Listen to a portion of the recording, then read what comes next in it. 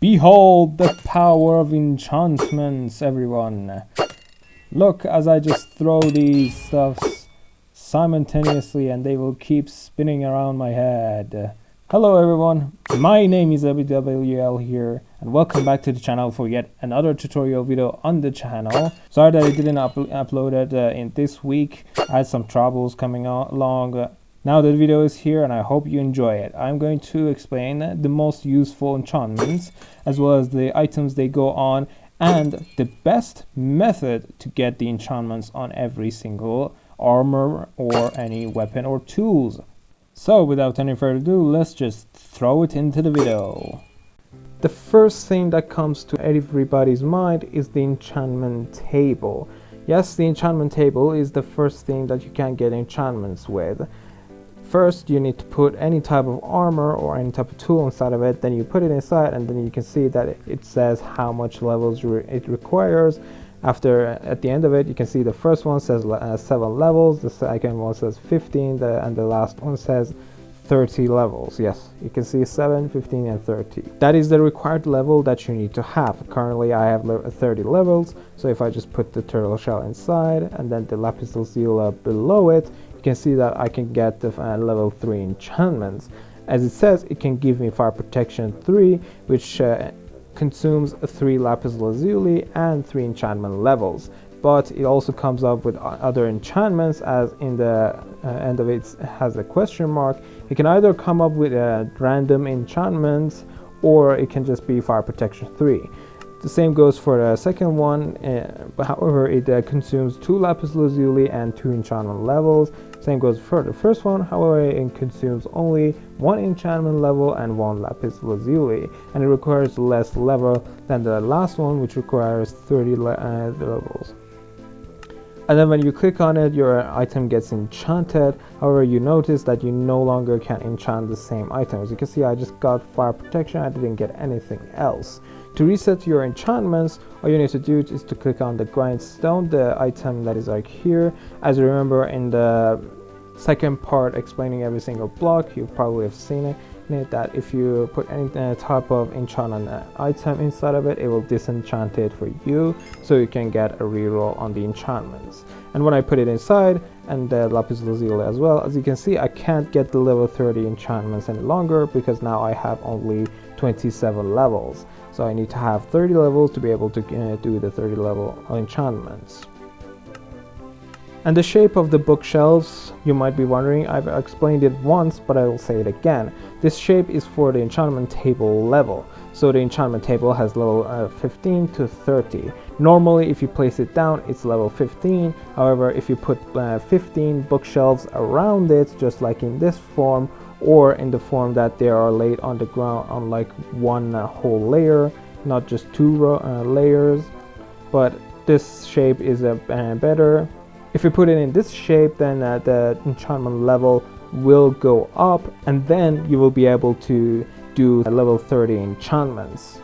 However, that's still not a very good and productive way of using the enchantments. Say you want to get like the god tier enchantments on your, say, armor or tools, and enchantment table always gives you random enchantments, and even if you try to like reset it each time with a grindstone, it'll be difficult to get all the good enchantments on one piece of armor. But first, before that, let's see what items you can enchant first, and then I'll tell you the best method of getting enchantments easier and better. Of the items inside this shulker box, the armor set from netherite till the leather cap, yep, it's a cap, and all of these armors, you can get enchantment on them either with an enchantment table or combining them in an anvil. However, you can't get any enchantment on an elytra if you use it on an enchantment table. However, you still can combine enchantments inside an anvil. You can also get enchantments for a turtle shell, as you just saw earlier. You can also get either enchantments on every type of tool, from wood to netherite. Netherite has a better chance of getting better enchantments rather than diamond. So next time you want to enchant, make sure to upgrade your diamond gear into netherite, then enchant it with the enchantment table if you want to use the enchantment table method. However, it's not really recommended because it gives a very random enchantments, and if say you want to enchant your sword, it usually gives you bad enchantments, and when you want to get more than 4 enchantments, you can't really do anything because, so say for example you got a boots, very shiny netherite boots with all these enchantments: feather falling, depth strider, protection 4, unbreaking 3, and mending. I will explain what each does in a few seconds later, but when you have like 5 enchantments, is that 5? Yes, it's 5. Then you put it inside an anvil, then you have like soul speed. Oh yes, very cool. Or thorns for purposes that I'll explain as well. But when you put it, you will see this message: too expensive. Yes, you cannot enchant it any longer, whatever you do, and you gotta reset it and do it in a better way so you can get every single enchantment that you want on your piece of armor or tool. You see, the best way of getting enchantments, specifically enchantment books for doing your enchantments, is through librarian villagers that trades books. You see this one has locked his trade because I've traded with him once. Now you can see he has Impaling 5 enchantment book. I can buy the enchantment from this villager or any other type of villager like this one. However, you can see that his trades are not so good. The way that you can change the trades of a villager is to either break his workstation and then place it again, or use this method, which is way much better, by putting down a sticky piston, extending it to the workstation, and then you pull it once, his trade will be probably changed. You pull it once again, it's not changed again. You pull it once again. You see, he lost his job and now he took the job again, and now he sells Piercing 4 enchantment book, which is kind of a good book if you ask me. It goes on a crossbow. If you want to reset it again, you push the piston, he changes it. It's a bad deal again, you change it again. He doesn't like to change his trade. Now it's Aqua Affinity, which goes on the helmet. So every time you push the piston, it will reset his trades. However, if you want their trades to be locked, all you got to do is trade with them once. For example, I'm going to trade some papers with this guy, and now even if I push this piston, he's not going to change his trade. He's still going to sell Aqua Affinity. However, his prices are too high, so say for example you want to reduce it, all you need to do is to make a zombie hit the villager a few times. And notice that it depends on your world difficulty, that if it's on hard, it's 100% sure that the villager will be turned into a zombie. However, for normal, it's a 50-50, easy, it's 25%, and on peaceful, it's impossible to get a zombie villager through this process. So make sure that your world's difficulty is set on hard, otherwise your villager will either die or just not turn not into a zombie. So you might want to get yourself a zombie inside a minecart and then push the minecart towards the villager. Then he will start hitting the villager, and after a while that villager gets hit, he will eventually turn into a zombie villager.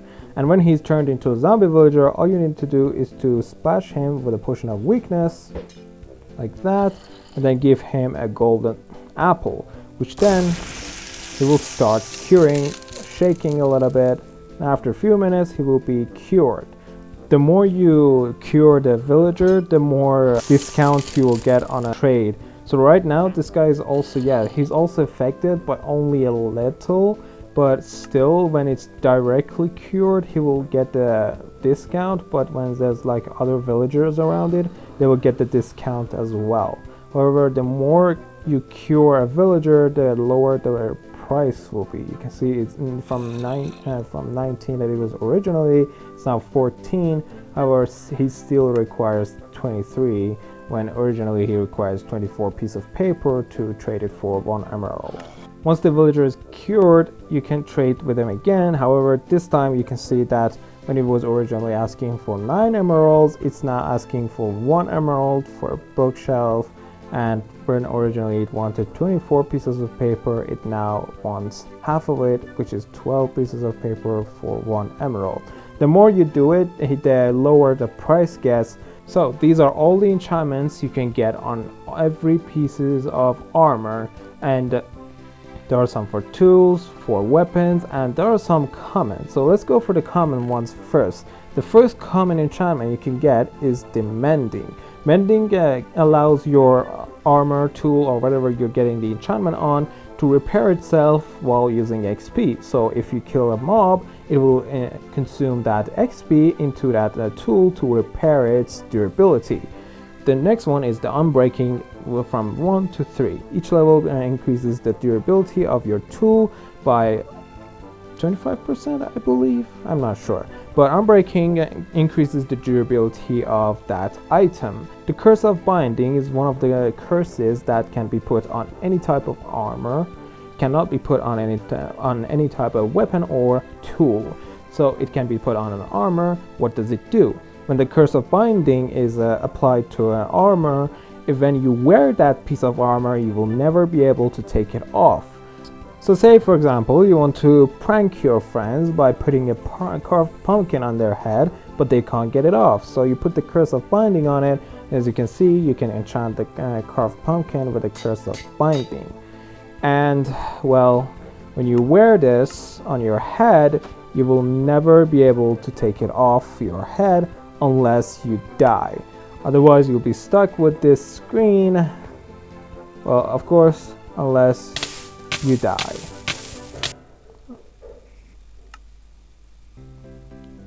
I have keep inventory on.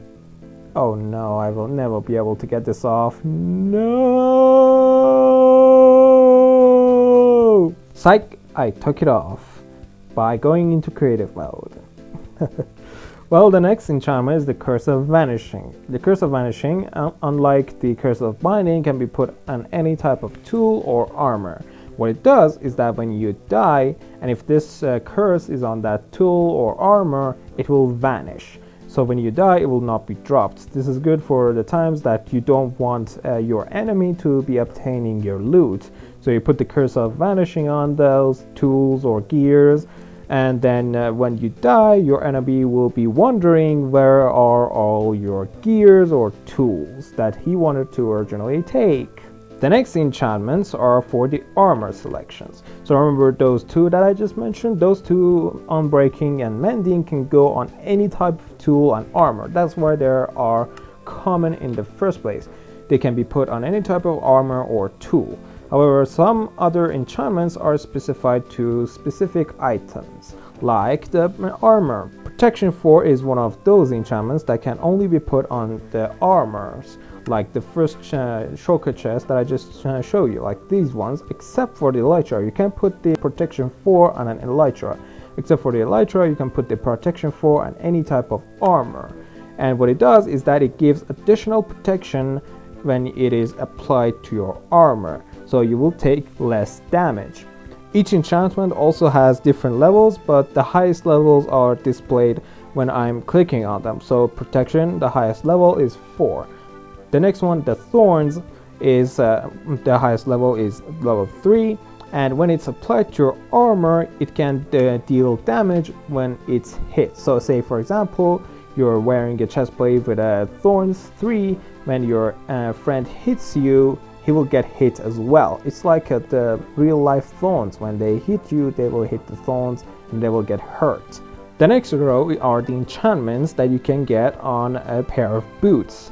The first one, the Feather Falling, the highest level of it is level 4. The Feather Falling reduces the falling damage when you take fall damage. Say for example, you fell from like a lot of blocks down. Feather Falling allows you to take less damage when you originally, if you fall from like 15 I think or 20 blocks, you will instantly die. But with a Feather Falling, you won't die any longer. You will still take damage, but you will take way less damage than you originally do. The next one is the soul speed. The highest level is 3. It can be only obtained through trading with a piglin. When you go into the nether, you will come across these piglins that are mostly found in the nether wastes. So what you want to do is to grab yourself some gold and then go to them, and you can see that an icon appears that you can barter with them. And then you give them a piece of gold ingot, they will eventually drop one random item, which one of them is the enchantment that we're looking for. Right now it gave me just an required obsidian. However, if you want to have more chance of getting it, try to trap some of them in like cages, just like the villagers, and then build yourself a redstone clock like this. You put down redstone repeaters and redstone dust in each corner, and the redstone repeaters goes in the direction of a circle. These two goes in that direction, these two in this direction, and these two in this direction. So when you turn it on using a lever or a button, you just flick it once, and as you can see, my clock is now turning on and off. So this redstone pulse will not go out as long as the redstones are connected. But if you break this redstone, it will go out immediately because the clock is broken. And this is how you can deactivate it. But if you want to activate it again, put the lever down, flick it once, and then you will have your redstone clock activated. Then stick it to a sticky piston with a block of gold next to it, and when you do, it will push the gold over and over. And once this happens, if you give these people gold, they will instantly give you the trade without any waiting. So now I'm going to drop all these 3 stacks of gold to these 3 and see if we can get the soul speed enchantment or no. Once all the golds are traded, they will stop trading, and you can turn off the redstone clock and the piston, and then you can go collect all the loot that they have dropped for you, and then eventually you will see that they will drop the soul speed. So now that you know how to get the soul speed enchantment, the question is what it exactly does. So do you remember the soul sand that I've explained in the 4th category, which is used for summoning the wither and also making a bubble elevator? It also has another system into it, which is that it slows you down a lot. So when you're normally walking on it without the enchantment of soul speed, your speed is completely decreased. As you can see, I am in sprinting completely, but I'm still so slow. However, if you wear the soul speed enchantment boots and then walk on the soul speed, you will gain speed 2, and you can even walk faster on soul sand, when originally you could not even walk on them with sprinting. However, now that I'm sprinting, I'm even faster than the original speed that I had. The next enchantment is the Depth Strider. The Depth Strider allows you to swim faster when you are in the water. The next enchantment is the Frost Walker. When it's applied to your boots, it can turn the surface level of water into ice. Let me demonstrate it for you. So as you can see, if I stand on water, it will turn the water into ice blocks. No matter how long you walk, it will turn all those water into ice blocks. However, if you go into the water, it will not turn into ice. So you're seeing this, I'm not turning any water into ice. It's because it only turns surface level water into ice. So now I'm on the surface water are turning into ice blocks. The next row of enchantments are for Helmet. The first enchantment for Helmet is Respiration 3. It allows you to breathe way much longer underwater. The next enchantment is the Aqua Affinity, which allows you to mine faster when you are underwater. As you can see, now my bubbles are not running out so fast even though I'm under the water, and also I can mine blocks way much faster when I'm underwater, where if I take off my helmet, you can see my bubbles go out very quickly, and also I mine blocks way much slower.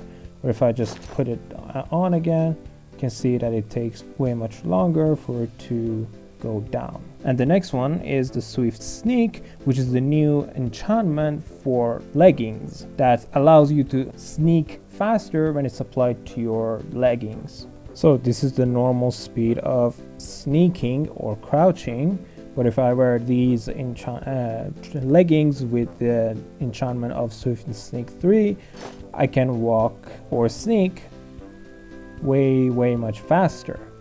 The next set of enchantments are for tools. The first and the most important and the most used enchantment is the Efficiency 5 enchantment. It increases the speed of mining of every single tool. The tools that I said in this one, like the pickaxe, the axe, the shovel, and the hoe, all of these tools can get the efficiency 5 on them, and they will mine the item that they relate to way much faster. The next enchantment is the Silk Touch. Silk Touch allows you to pick up items that you originally can't get with a normal pickaxe. So for example, you want to pick up glass, but if you try to break it with a normal pickaxe or your just hand, it will break and it will not drop. However, if your pickaxe has Silk Touch on it, it will allow you to pick up the item, and now you have the glasses that you originally can't get. And the same goes for the ores or other blocks that can't be picked up with a normal pickaxe. So if I break these 2 iron ores, it will drop the raw iron. However, if I use my Silk Touch pickaxe, it will give me the ore itself. You can see that now I have the iron ore itself.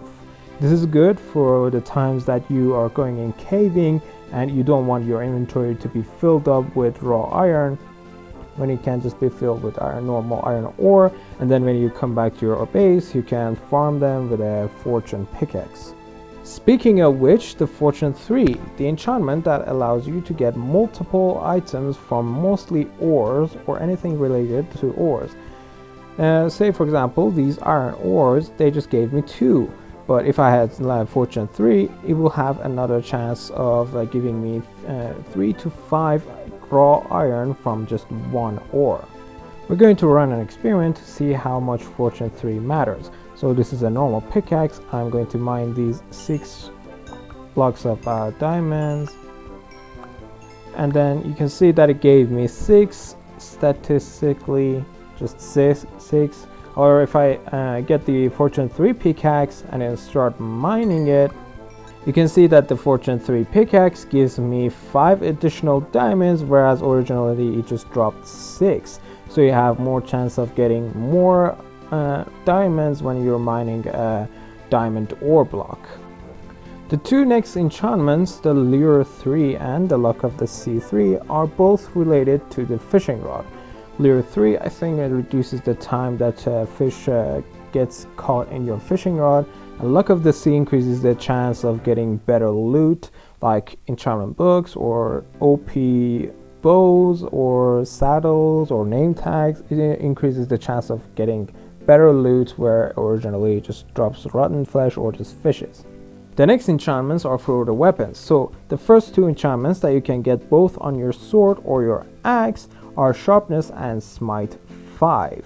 Sharpness increases the base damage of your weapon. Smite 5 only increases the damage for dead mobs.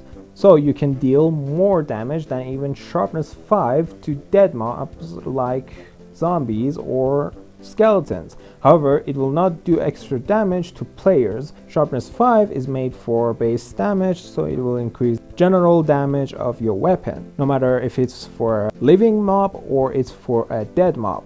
And it's mostly recommended to put Sharpness 5 on your sword and Smite 5 on your axe. So if you want to kill mobs with your axe, you can just do it. You can hit them once and they'll die.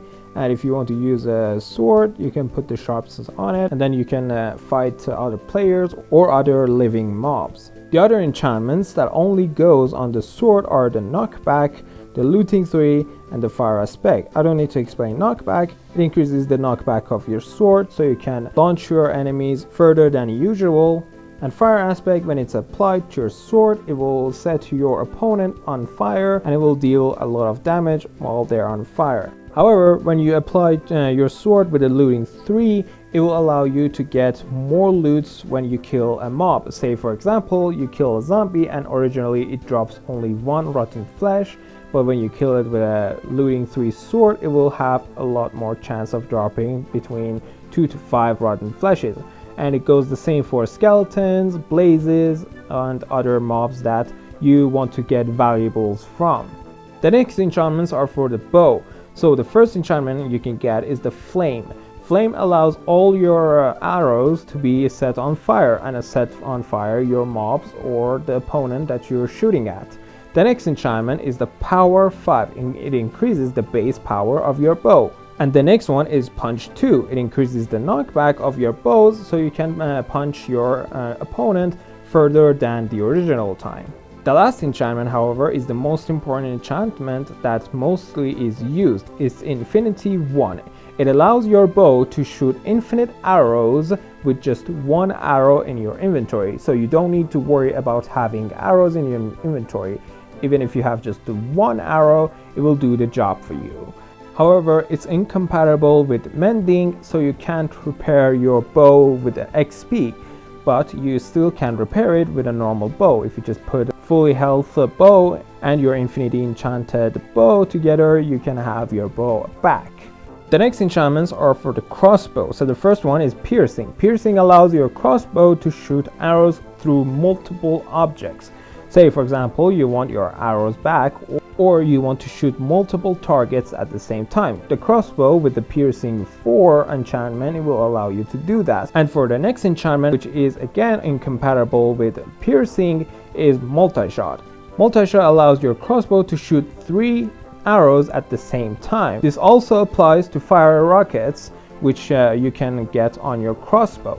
The last enchantment is the quick charge 3. It allows your crossbow to charge quicker.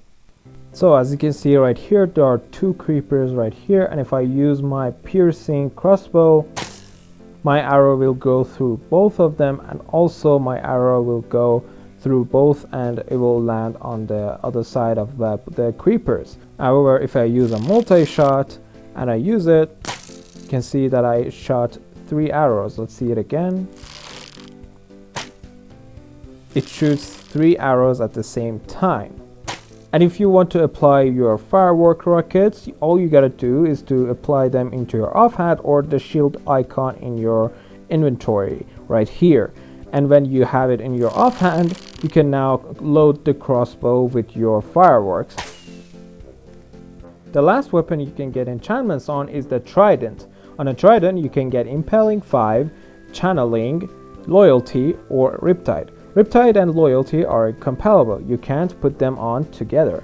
Riptide allows your Trident to go faster through water. Loyalty, however, when it's applied to your Trident and you throw your Trident, it will come back to you just like these ones that I've made. All these Tridents were equipped with the Loyalty 3, so as you can see, it comes back to me when I throw it. Impaling 5 increases the base damage of your Trident, and then Channeling allows your Trident to be able to strike a thunder while the weather is set on thunderstorm. So when you're inside the water, if you try the Riptide Trident, you will launch yourself into the air. And if you want to go into third person to see it better, when you use the Riptide Trident, you will look like something like that. Also, if the weather is rainy or thunderstorm, you can just fly without being in the water. However, if it's a clear day, you need water to be able to launch yourself with a Trident. And the other one, the Channeling and the Loyalty, as you have seen the Loyalty, however, Channeling, as you just saw, it allows you to strike any type of mob or just a normal player with a lightning strike. Lightning does strike with its own, however, with a Channeling Trident, you allow yourself to control thunder. If you go through the list of enchantments, you will probably find other enchantments that I've not explained, like fire protection, projectile protection, blast protection. These protections are related towards their own nature. Like blast protection protects you against explosives like creeper or TNT, and fire protection protects you against fire damage like lava or normal fire. Projectile protection protects you against any type of projectiles like arrows or fireballs. And amongst the Sharpness and Smite, you will also see the Bane of Arthropods, which is the most useless enchantment in the game. Allows you to kill spider faster. That's all it does. It increases the damage of your melee to only arthropods, which is just the spider and the bees. Are you telling me that you really want Bane of Arthropods 5 on your sword just to be able to kill some spiders or bees? No, you don't want it, so I skipped it immediately because it's completely useless. And that's all the enchantments that I've already explained. However, as I said before, enchanting items with the enchantment books is way much better than enchanting it with a normal enchantment table. And to do that, it has some specific methods that I've learned from Wirdymgar. He has a weird name, but he developed a very interesting way of enchanting, and I liked it, so I wanted to share the same. If you want to check out his video, the link is in the description, and I'm going to say probably the same thing, but his video is way much cooler, so I would recommend you to watch his video as well. And when you're done with that, come back here because I need you for the views. Come back here, my viewer, precious viewer. Anyway, these items, the shield, the flint and steel, the shears, and the elytra, all of them can get unbreaking and mending. And all you gotta do for enchanting these items is to just put them inside an anvil like this. You put the first book inside, you enchant it with it, and then you put the second book inside, and then you enchant it again. And remember that you can rename your items as well, and all it costs is just 1 extra level. Same goes for flint and steel and shield. However, for shears you can also get efficiency 5. And to enchant shears, all you gotta do is to do the same thing. However, you do this 3 times with efficiency. Put the mending next, and then you put the unbreaking next. And then you have your ultimate shear. The next items that I can get 4 enchantments are inside this chest. You can get a pickaxe, a shovel, a hoe, a chest blade, a fishing rod, a trident, and a crossbow, up to 4 enchantments. The Trident also can get 5 enchantments. However, in this enchantment version, it gets the Riptide. So for doing 4 enchantments, all you got to do is to put the item inside, and then you organize your books in a way that it goes from book 1 to book 4. So this one, Quick Charge 3, is book 1, and Unbreaking 3 is the 4th book. So you put the first book inside, you enchant it, then you put the item back in there, and then you put the next book, the second book, inside of it, then you enchant it again, and then you put the 3rd book and the 4th book inside the anvil, and then you enchant the 4th book with the item, and then you will get your 4 enchantments on the item that you originally wanted. So now my crossbow has all the enchantments that it required. The same method goes for these items as well. The next levels of enchantments are 5 enchantments. These items can get up to 5 enchantments on them. The bow, the trident, if you get channeling and loyalty on it, just like I said before, and the axe and the leggings. Previously the leggings was a 4 enchantment, now it is 5. For the 5 enchantments, however, you need to put the first item in there and the book inside. The same method as the last one, you put the second one inside as well, then you put the 3rd with the 4th, and then you put the 3rd and the 4th book with the 5th book.